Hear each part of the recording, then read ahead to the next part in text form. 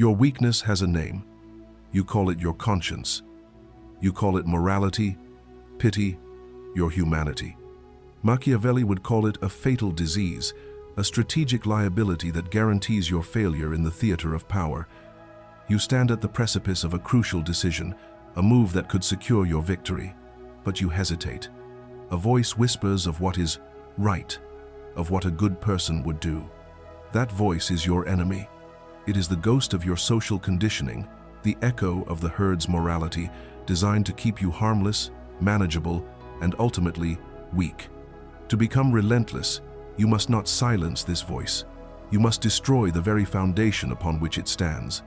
This requires a tool of psychological surgery so precise and so brutal, it will change the very architecture of your mind. The great Machiavellian trick to becoming implacable is not to become a monster. It is to understand that you are not one entity, but two, the man and the state. The man is you. He feels guilt, empathy, love, and fear. He is allowed to have a conscience. The state, however, is your ambition, your mission, your empire. The state is an abstract entity of pure will, and it has no soul to save. Its only morality is victory. Its only God is power. Your fatal error until now has been allowing the man to make decisions for the state. You have let the feelings of a private individual sabotage the grand strategy of an emerging empire. This is the definition of incompetence. This separation is your key to ruthless clarity. From this moment on, every decision is processed through a single, cold filter. Does this serve the state? Not does this feel right?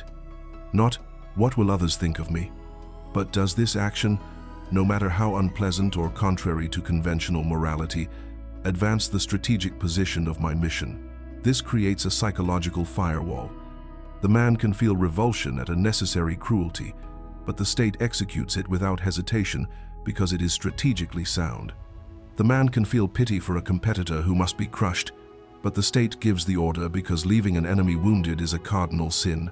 You are not killing your humanity, you are compartmentalizing it.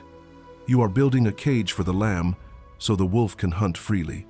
This mental model allows you to be both civilized and savage, merciful and cruel. You are the man who can be a loyal friend and a loving partner in your private life, while being a terrifying and relentless force in your professional arena. The herd cannot comprehend this duality. They believe you must be one thing. This is why they are weak. They allow their personal feelings to infect their strategic calculations.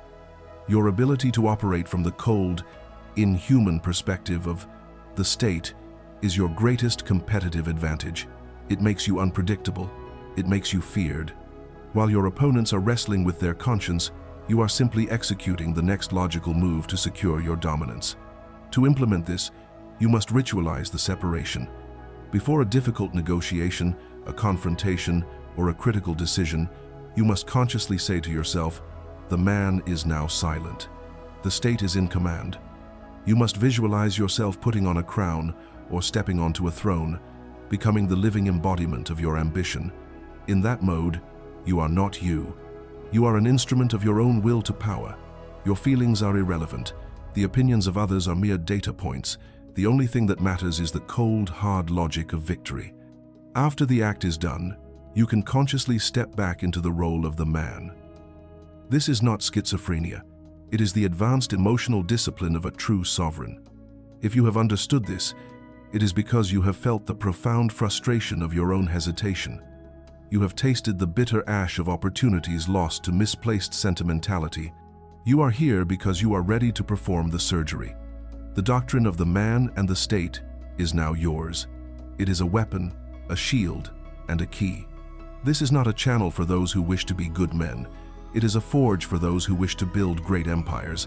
And history is not written by good men. It is written by effective men. Therefore, commenting, "The state is law," is not for an algorithm. It is your coronation.